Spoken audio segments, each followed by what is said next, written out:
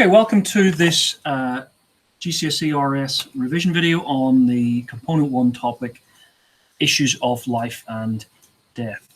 And we carry on from looking at the whole universe, looking at the value, its value as it were. Now, stewardship is a key word here, which means caring for the world, looking after its resources, to be a caretaker, someone who's responsible for the world. Now, different people have reasons to be stewards. Christians have reasons to be good stewards because life is seen as a gift from God. God is the one who's given Christians their role of stewardship. We find this, first of all, in Genesis, where it says that God creates us in his image, meaning that humans have a soul which is unique, that we have to look after ourselves. It says that we have the power to look after the world. It talks about dominion. The end of that passage of rule over the fish of the sea, the birds of the air, in Genesis 1:27, just in the following passage. But in the next chapter, chapter 2, we find that God creates Adam from the dust of the ground and breathes into him the breath of life. So he has value. Humans are created in the image of God, created with a special status above nature because they got a soul, the breath of life. Maybe this is rationality, maybe it's creativity. Now, there's some disagreement among Christians about how we should treat the environment, but most Christians believe that we should look after it. Now, the word dominion, with great power comes great responsibility, says Spider-Man. Well, Christians believe the same thing. The reason we can be good stewards is because we have power to do so, in a way that animals don't. When it talks about ruling over the environment, some people take it as the opposite, though, without meaning we can exploit the world's resources because we are in charge. Now, while some Christians have taken that view and they're going to fly away when they die to heaven and so on, not all Christians take that view by a long way. Jesus taught his followers to love your neighbor, and surely this includes our animal neighbors.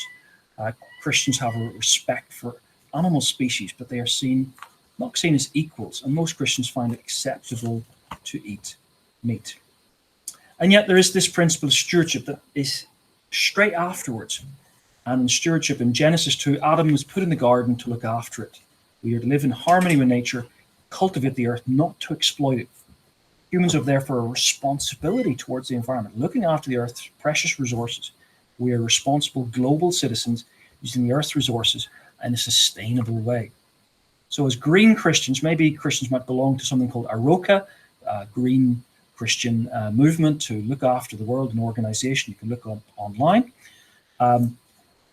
And so green Christians, like the members of Eduqas, are environmental activists who promote awareness and action at church and community and at national and even international levels.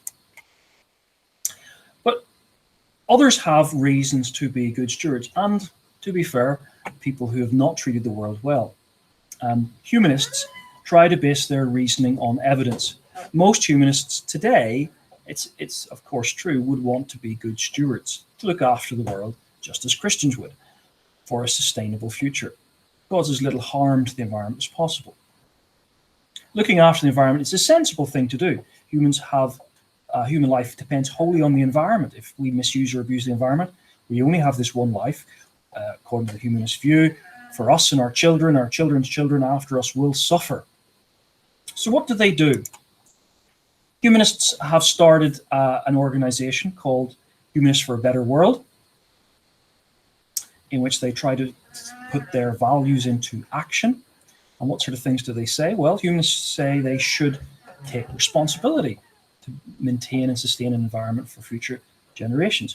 They should understand the place that humans have within nature, that they have responsibilities for other species, that they should ensure development and be justified, that they should attempt to preserve the balance and diversity in nature wherever possible, to preserve areas of natural beauty and interest for future generations, to repair where possible habitats damaged by human development and other means.